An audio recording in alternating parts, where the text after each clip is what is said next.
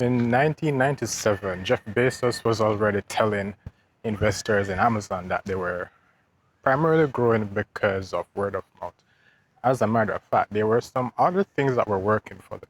They had lower prices, they were obsessed about customer service, and they wanted to build a system that would help them grow. So fast forward to 2001, 4 years later, they were about $3.12 billion in revenues across the street. And even though they made 3.1 billion, even though they made $3.12 billion in revenues, they lost about 567 million. And additionally, they had to spend about $120 million in cash just to keep going. Now, you hear the word 2001, you're like, hold on. This was around the time of the dot-com crash, which meant that at the time, losses were not acceptable. Amazon had to prove that they had a system that could work and be profitable. Jeff Bezos met with the author of the New York Times best-selling book, Jim Collins. I think that book is called Good to Great. And he learned something very interesting that you guys are going to learn today. He learned that most businesses, what they do is they build a system for growth that has 10 different parts. And each part has to work together independently. And check out this nice tree right here. So anyway, each part has to work independently. And the problem with that is if one part stops working, everything stops working. It's almost like a funnel. A funnel has an end. And what Jeff Bezos learned was that he doesn't need a funnel, he needs a flywheel. Something that reinforces itself. Something where when one part worked, it made the next part work easier. And what exactly was this for Amazon? Well, they had a few things going for them, like we said. They were obsessed about customer service. So let's start there. What happens when your business is obsessed with customer service? Well, you have repeat customers, and for a website, that meant that you had a lot of traffic coming again to your business to actually do business with you. This is kind of why the whole word of mouth thing worked, but that comes later. Now, because they had a lot more visitors on their website and they had good customer service, that meant that they attracted a lot of sellers. One of those things that Airbnb struggled with, they couldn't get enough people on to have rental properties listed for the renters to get. So what Amazon was doing here was that they were using their customers to build their flywheel. Because they are customers, as an entrepreneur, as a seller, a vendor, an e-commerce store owner, you're going to go to Amazon. You fish where the fish are. Makes sense, right? Now, because you had more sellers, you also had more buyers coming in because they had a wider selection of products. This pretty much reinforces itself. In and of itself, that's a small flywheel. So there's a flywheel within this flywheel. The next thing that they did was, because they had so much scale that was coming from repeat customers, more sellers, more buyers, this scale also helped them to reduce their costs. And the scale is also part of this flywheel because it only works so well because they had so many sellers and buyers. Because they were now reducing their costs, that meant that they could reduce their prices and they could pass on that value to their customers, which meant that the customers were now getting increased value. They could also increase their support and the experience that their customers had on their website. So now you had the flywheel pretty much intact. Remember, we started with customer value, customer support. How much do your customers enjoy using your platform and your business? And we've come full circle to that again.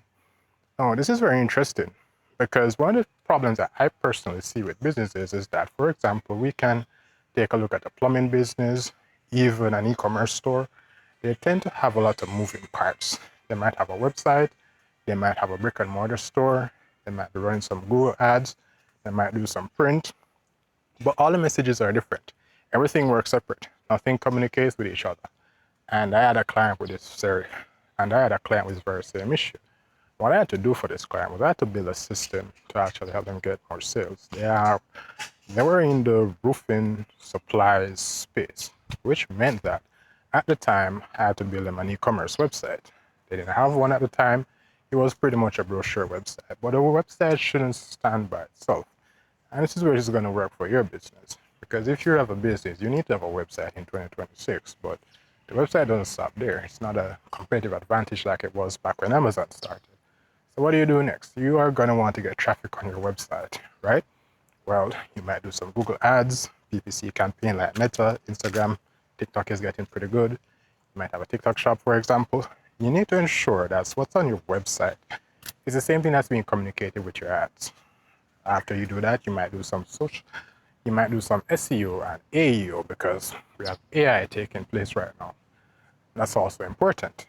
Ensure that what's in your SEO and your AEO is coherent with what's on your website and your Google ads. Go to your social media. You need to have your website linked on your social media. And you also need to have your products, your services, your best sellers, your happy clients and customers on your social media and on your website. Now, the thing about all of this that's going to work for you well, and by the way, ensure that your website has what's called conversion rate optimization, meaning that it's optimized when people come there, they actually make a purchase. You also want to add some email marketing, etc., etc. It's a huge system. I break down the entire system for you in a video on my other channel. I'm going to link it in the description below. It's a 30-minute video, has a PDF, PowerPoint, and everything that you need. So you can go ahead and take a look at that. You can steal it to use in your business, and so on. But the reason why I bring up all of this is because, as you realize, everything here in this system, if it stops working, it starts working. If it stops working, it doesn't break the entire system. And that kind of is what Amazon did. Because as you realize, Nike, heck, I can't name a brand that doesn't sell on Amazon. And it's not because they actually want Amazon to make money from them. It's just that there are so many buyers there that they had to go. And because there were so many sellers coming in, more buyers came.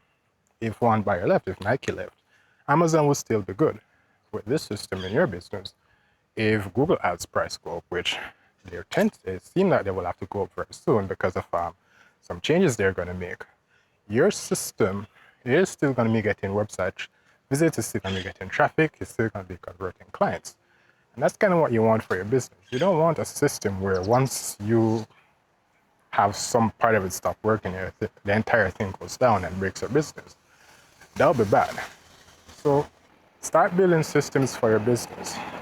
Not one-off little things that work nicely for it once and then it stops working. All right, I'm walking around campus, getting a little bit tired. See you in the next video. Actually, YouTube recommends one right here. That could be very good for you. So see you soon.